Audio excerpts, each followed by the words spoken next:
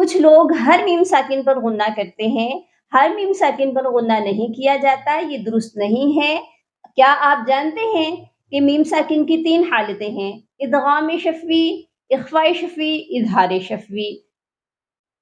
गुन्ना सिर्फ़ एक जगह पर होता है, जब मीम साकिन या किसी भी हर्फ के बाद मीम मुशद्दद आ जाता है, तो इदगाम किया जाता है, गुन्ना किया जाता है, यानी मिलाकर हम पिछले हरफ को मीम मुशद्दद के साथ गुन्ना करते हैं, उसको कहते हैं इदगाम शफ़वी।